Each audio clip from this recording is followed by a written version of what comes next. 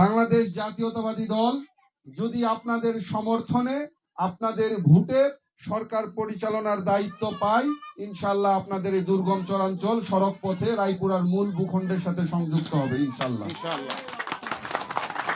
আজকে আপনাদের এই পূজা মণ্ডপে উপস্থিত হয়েছি বাংলাদেশ জাতীয়তাবাদী দল বিএনপির পক্ষ থেকে শুভেচ্ছা জানানোর জন্য। আমরা এখানে উপস্থিত হয়েছি আমাদের নেতা, আগামী রাষ্ট্রনায়ক, দেশনায়ক জনাব তারেক রহমানের পক্ষ থেকে আপনাদেরকে শুভেচ্ছা বার্তা পৌঁছে দেওয়ার জন্য।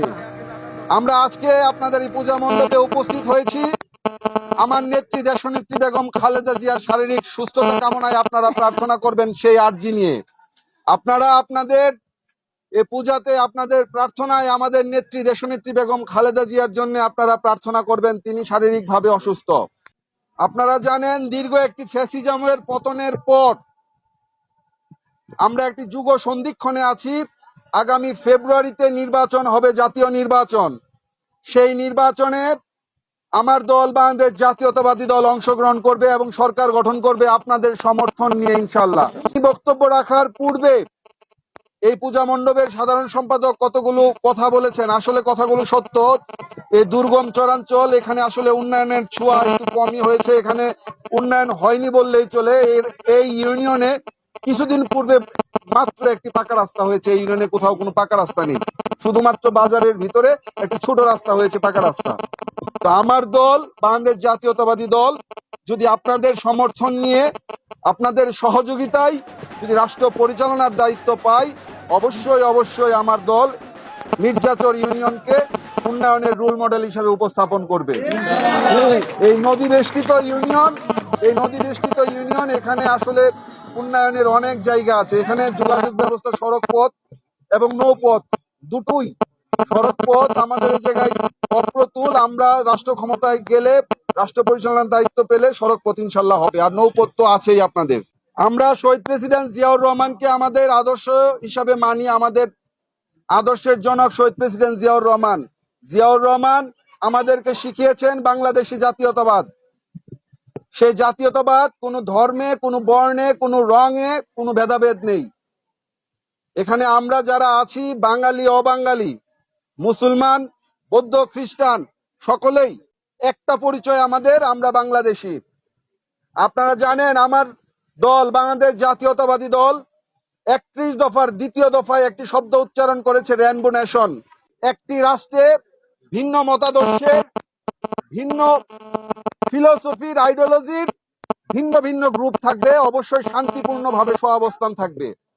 সমাজে হিন্দু, বৌদ্ধ, খ্রিস্টান, বাঙালি, অবাঙালি সবার ভিতর একটা সামাজিক চুক্তির মাধ্যমে, সামাজিক দায়বদ্ধতার মাধ্যমে আমরা একটি শান্তিপূর্ণ সমাজ ব্যবস্থা কায়েম করবো ইনশাআল্লাহ।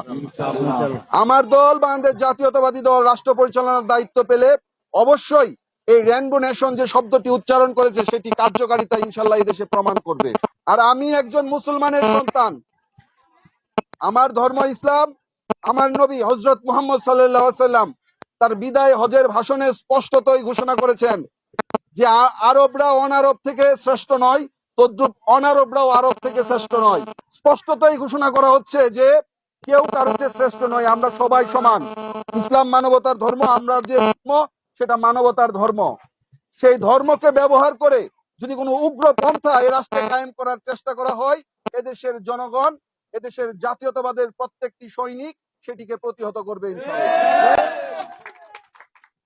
আমার ধর্ম স্পষ্টতই বলেছে বিদায় হজের ভাষণে মুহাম্মদ সাল্লাল্লাহু আলাইহি ওয়াসাল্লাম যে তোমরা অন্য ধর্ম নিয়ে কটাক্ষ করো না। সেহেতু যারা আমরা ইসলামকে বিশ্বাস করি, ইসলামকে ধারণ করি, আমরা অন্য যে ধর্মগুলো আছে, অপরাপর যে ধর্মগুলো, অপরাপর যে সম্প্রদায় আছে, সবার প্রতি আমাদের সম্মান প্রদর্শন পূর্বক কথা বলতে হবে। তাদের প্রতি আমাদের সম্মান রাখতে হবে। বাংলাদেশ জাতীয়তাবাদী দল, আমরা মানবতার গান গাই, আমরা মানুষের গান গাই, আমরা জনগণের গান গাই। আমাদের কাছে কোনো ভেদাভেদ নেই, আমরা সবাই সমান।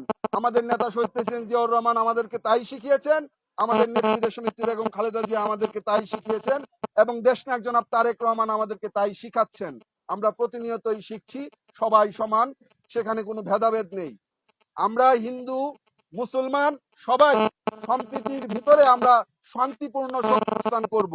আর আমি জাতীয়তাবাদের সৈনিক হিসাবে, জাতীয়তাবাদী দলের একজন কর্মী হিসাবে আপনাদেরকে বলে দিতে চাই, এই সংখ্যালঘু শব্দ, এই শব্দটি ব্যবহার করে যদি কেউ আপনাদের উপর কোন রকম, আমার নেত্রী দেশনেত্রী বেগম খালেদা জিয়ার জন্য দোয়া করবেন, শহীদ প্রেসিডেন্ট জিয়াউর রহমান অমর হোক, দেশনেত্রী বেগম খালেদা জিয়া জিন্দাবাদ, আগামী রাষ্ট্রনায়ক দেশনায়ক জনাব তারেক রহমান জিন্দাবাদ, বাংলাদেশ জাতীয়তাবাদী দল বিএনপি জিন্দাবাদ।